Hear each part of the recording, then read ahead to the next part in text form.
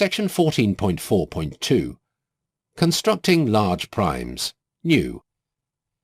One way you could attempt to find a large prime is to start with any large integer n, then try 2n plus 1, 2n plus 3, 2n plus 5, testing each one until you hit a prime.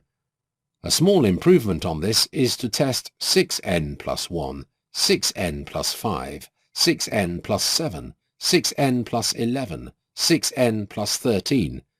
That eliminates all the multiples of 2 and 3 from the testing. You can also try 30n plus 1, 30n plus 7, 30n plus 11, 30n plus 13, to eliminate the multiples of 2, 3 and 5, and similarly for 2 times 3 times 5 times 7 equals 210, and so forth. There are a variety of ways to test whether a given integer n is prime. The simplest method is trial division. To test if n is a prime, try dividing n by each of the primes up to the square root of n. If any of these primes evenly divides n, then n is composite, otherwise n is prime. Trial division is useful up to about n equals 10 to the power of 12, possibly 10 to the power of 14, but for larger n, trial division is too time-consuming. Most other prime tests are merely probabilistic tests that can tell you that the number is probably a prime. There is one test that tells you with certainty that a number is prime. An integer n is greater than 1 is prime if it has a primitive root. Recall from section 13.3 that r is a primitive root of n if r to the power of n minus 1 mod n equals 1, and r to the power of brackets n minus 1 over p mod n is not equal to 1 for any prime p that divides n minus 1. To test n for primality, you only need to evaluate r to the power of x mod n for the values x equals n minus 1 and x equals brackets n minus 1 over p for each distinct prime factor p of n minus 1. Let's call this method the primitive root primality test, or root test for short. It was invented by French mathematician Édouard Lucas in 1876, the same Édouard Lucas who coined the term Fibonacci number, section 3.4. Lucas died in 1891 from a tragic soup accident. It is sufficient to try 2, 3, 5, 7, 11 and 13 as possible primitive roots. If n has any primitive roots, it is very probable that at least one of these 6 values will be a primitive root. If none of these values is a primitive root, don't waste time trying other values. It is more efficient to move on to the next candidate for a prime. The problem with Lucas' root test is that you need to factor n minus 1, and if n has 300 or more digits, then factoring n minus 1 is effectively impossible, at least without a quantum computer. That's why you don't see this test mentioned in many books or websites that discuss prime testing. There is a way around this hurdle. Remember that your goal is not to find a general way to test for primes.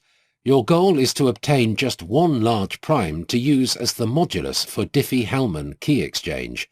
So instead of finding that prime, you can construct the prime. The trick is to choose n minus 1 with known factors. For example, you could choose n minus 1 to have the form 2 to the power n, so n would have the form 2 to the power n plus 1. The only prime factor of n minus 1 would be 2. To find primes of the form 2 to the power n plus 1, you only need to find a number b such that b to the power n minus 1 mod n equals 1, and b to the power brackets n minus 1 over 2 mod n is not equal to 1. I suggest that you try b equals 2, 3, 5, 7, 11 and 13. If none of these is a primitive root, then skip n equals 2 to the power n plus 1 and see if n equals 2 to the power n plus 1 is a prime. That search will net you the primes 3, 5, 17, 257 and 65,537. It is not known whether there are others, although people have spent thousands of hours of computer time searching. These 5 primes are called Fermat primes, for French mathematician Pierre de Fermat, famed for his margin note about the equation a to the power n plus b to the power n equals c to the power n. Outline. Before I get into the details, let me outline the general method for constructing a large prime P. The method must accomplish 3 things. 1. P-1 must have a large prime factor so that P is safe. 2. Each candidate P should have a high probability of being prime, so that you need to do as few prime tests as possible, and 3. P-1 should have a few distinct prime factors, so that each prime test is as fast as possible. Any search for a large prime will involve testing hundreds or even thousands of candidates. Let's call the expected number of tests E. The approach here will be to make each candidate for P-1 the product CK of 2 numbers. The coefficient C will be stepped through a sequence of relatively small numbers, typically comparable to E. The kernel K will be either a large prime, the product of 2 large primes, or the product of powers of at most 2 primes, P to the power A, Q to the power B, where at least one of P and Q is a large prime. Let's look at how to choose the coefficients first, and then at how to choose the kernel. Coefficients. The simplest way to choose the coefficients is to step through the primes one at a time. Since the coefficients must be even, you use twice each prime, 2 times 2, 2 times 3, 2 times 5, 2 times 7. Let's call this method pick primes. Pick primes minimizes the number of distinct prime factors in CK. There are at most 2 distinct prime factors in C, and at most 2 distinct prime factors in K. However, pick primes does little to reduce the number of tests needed. A second way to choose the coefficients is to make them of the form P to the power A, Q to the power B, or P to the power A, Q to the power B, R to the power C, or similar. Here, P, Q and R are small primes such as 2, 3 and 5, or 2, 5 and 7.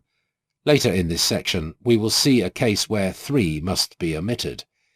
This way, P can never be a multiple of 2, 3 or 5, which significantly increases the chance that P will be a prime. If you use this method, you may want to pre-compute and sort the list of coefficients. Kernel. The kernel, K, must have at least one large prime factor, R. I suggest that R be at least 2 to the power 128, about 3.4 times 10 to the power 38. If your opponent has a quantum computer, make R at least 2 to the power 256, which equals 1.16 times 10 to the power 77. So, where do you get these primes? If you are willing to settle for 30-digit primes, you can get some online from bigprimes.org. If you expect to generate many large primes or very large primes, you can grow your own. Prepare ahead of time by building up a table of primes of various sizes. Call this table PrimeTab.